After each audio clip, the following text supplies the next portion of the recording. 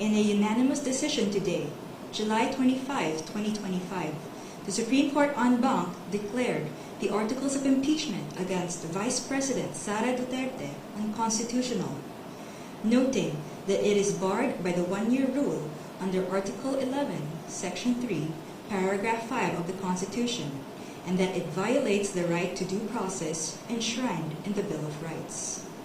Therefore, the Senate could not acquire jurisdiction over the impeachment proceedings. However, the court said it is not absolving Vice President Duterte from any of the charges against her. But any subsequent impeachment complaint may only be filed starting February 6, 2026. The case stemmed from 4 impeachment complaints against Vice President Duterte. The first 3 were filed before the House by private individuals and different groups on December 2, 4, and 19 in 2024. A 4th complaint was lodged by a resolution approved by more than 1/3 of the House members of the 19th Congress on February 5, 2025, which was transmitted as the Articles of Impeachment to the Senate on the same day. This was followed by 2 petitions filed before the Supreme Court challenging its constitutionality. The Supreme Court decision written by Senior Associate Justice Marvic M.B.F. Leonen ruled that all legal issues involving impeachment proceedings are subject to judicial review, considering the nature of the offices and the institutions that are subject to impeachment, its effect on the independence of constitutional departments and organs, and its nature as a constitutional process. The impeachment process is primarily a legal and constitutional procedure, but with political characteristics. It may be sui generis, but it is not a purely political proceeding. This means that the Bill of Rights, especially the Due Process Clause and the right to speedy disposition of cases, applies to the entire impeachment process, it said. Although the court does not determine whether an impeachable officer may be removed or disqualified from political office, it emphasized that it has a duty to construe the process mandated in the Constitution. In declaring that the articles of impeachment were barred by the one-year rule, the decision differentiated the first 3 complaints from the 4th complaint. The first 3, it said, were filed under Article 11, Section 3, Paragraph 2 of the Constitution, which allows any citizen to file a verified complaint with an endorsement by any House member. The 4th one was through Article 11, Section 3, Paragraph 4 of the Constitution, through a verified complaint or resolution filed by at least 1/3 of the House members. The court took note that the House and the 19th Congress did not act on the first 3 endorsed complaints, which were considered terminated or dismissed upon adjournment of the House. The 3 impeachment complaints were archived and therefore deemed terminated or dismissed on February 5, 2025. Therefore, no new impeachment complaint, if any, may be commenced earlier than February 6, 2026, the Supreme Court held. Under Article 11, Section 3, Paragraph 5 of the Constitution, no impeachment proceedings shall be initiated against the same official more than once within a period of 1 year. According to the decision, the one-year bar is reckoned from the time an impeachment complaint is dismissed or is no longer viable. A key issue in the petitions is whether the House complied with the 10-session day requirement under the Constitution for including a verified impeachment complaint in the order of business of the House. The court ruled that the House was able to comply with the requirement by putting the 3 endorsed impeachment complaints in the order of business of the House of Representatives, since a session day is not equivalent to a calendar day. It is a period that starts from a call to order until the session is adjourned, regardless of the passage of time. However, the court reminded the House that Article 11, Section 3, Paragraph 2 of the Constitution clearly requires that a verified impeachment complaint be immediately put in the order of business within 10 session days from its endorsement. The Constitution does not grant either the Secretary General or the Speaker of the House any discretion to determine when this period commences. Consequently, the House of Representatives is not granted any discretion except to refer these matters to the proper committee within 3 session days. However, the House may opt to consolidate all impeachment complaints properly commenced and endorsed within these periods. The court also determined that due process applies to the impeachment process. It laid down the following due process requirements in impeachment proceedings. First, the articles of impeachment or resolution must include evidence when shared with the House members, especially those who are considering its endorsement. Second, the evidence should be sufficient to prove the charges in the articles of impeachment. Third, the articles of impeachment and the supporting evidence should be available to all members of the House of Representatives, not only to those who are being considered to endorse. Fourth, the respondent in the impeachment complaint should have been given a chance to be heard on the articles of impeachment and the supporting evidence to prove the charges prior to its transmittal to the Senate, despite the number of endorsements from House members. The House of Representatives must be given reasonable time to reach their independent decision of whether they will endorse an impeachment complaint. The court, however, has the power to review whether this period is sufficient, but petitioner, who invokes the court's power to review, should prove that officials failed to perform their duties properly. Sixth, the basis of any charge must be for impeachable acts or omissions committed in relation to their office and during the current term of the impeachable officer.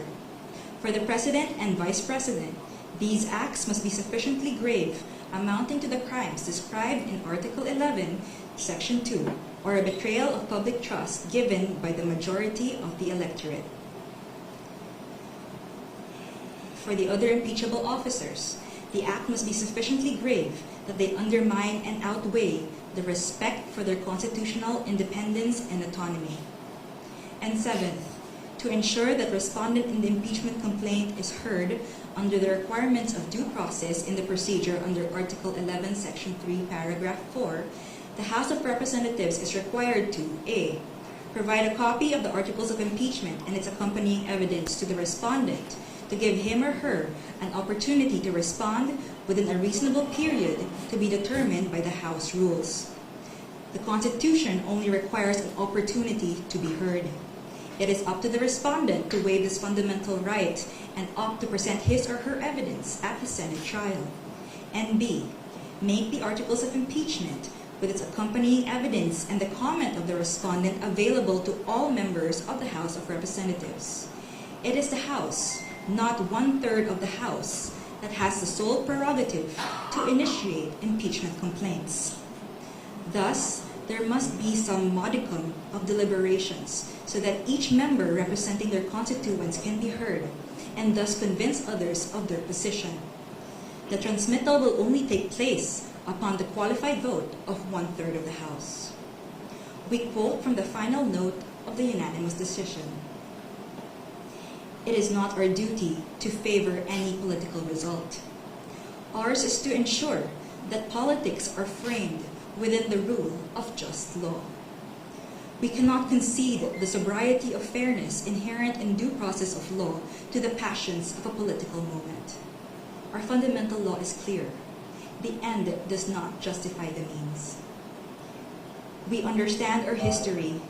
We have learned that in the past, momentary desires to do what is convenient and concede means to ends have inadvertently created precedents that weaken the succor of law for those who dissent, or those at our society's margins, or those who may have fallen out of grace from the powers that be.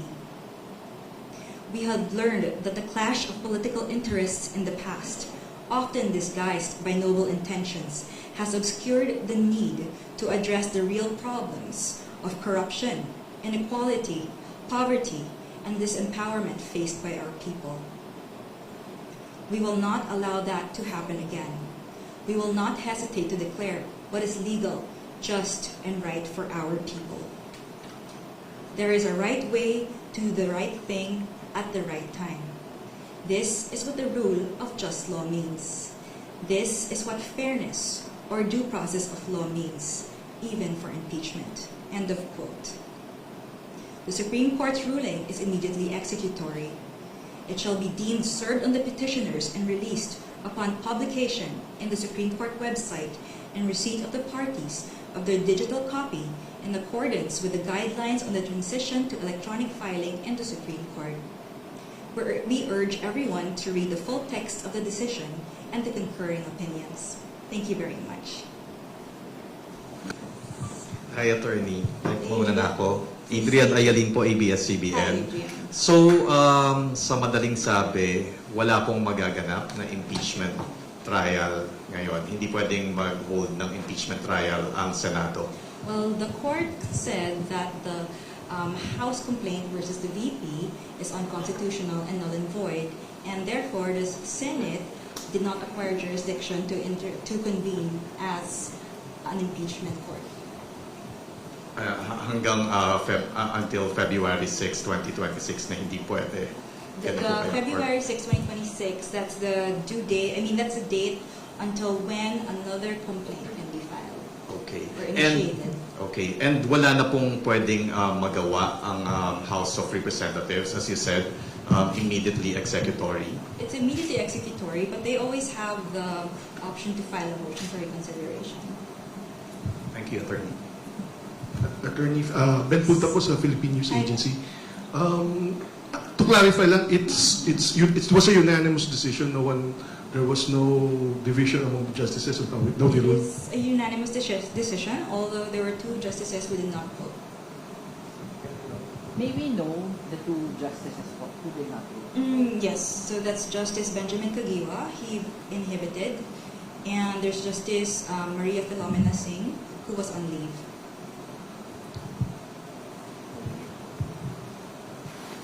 Hi ma'am, Salima Refran of GMA.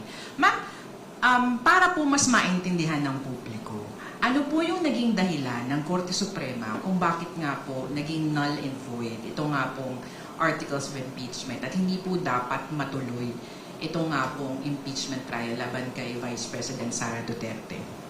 Well, number one, it said that the articles of impeachment, which was the fourth complaint, violated the one-year period ban, because there were three complaints that came ahead of it. And although Congress was able to include it in the order of business, it did not refer it to the proper committee within the 3 days because they had to adjourn. So the Supreme Court said that they archived it, and as a result, it was terminated, therefore deemed dismissed. So the one-year ban will start or count from the time it was dismissed.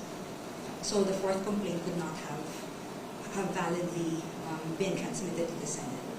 Tapos ma'am, meron din pong sinabi yung Korte tungkol po dun sa hindi nito ina-absuelto. Yes. Tama. Pwede pong pakiulit yun and pakipaliwanag yung parte pong yan. So the court The court said it is not absolving Vice President Duterte from any of the charges against her. So that means, again, hindi siya absolved from any of the charges. But any complaint for impeachment against her can only be filed by Feb 6, 2026 onwards. Kumaga, pwede pa rin humarap. Pwede pa rin. Hi, Attorney Michael Flores of Reuters. Hi. Attorney, just to clarify, so essentially the decision acts on a procedural flaw on the part of the House of Representatives in initiating the complaint, and it does not really act on the merits or the grounds that were cited in the articles of impeachment, because he also said that the decision does not absolve the Vice President of the charges that are lodged against her. Yes, so the decision does not delve into the merits of the impeachment complaints against the VP, but rather it just said that the impeachment complaint that was transmitted to the Senate was void for being contrary to the one-year ban, and that it violated the due process rights of the VP. And in terms of way forward, when, for example, the House of Representatives invoke their independence as a co-equal and independent branch of government, how is the court planning to weigh on a possible, constitutional crisis should they defy this order of the court and invoke their independence as a co-equal branch of government? Well, right now we cannot answer a hypothetical question such as that, but I am confident that the House and the Senate will respect the decision of the Supreme Court. Thank you.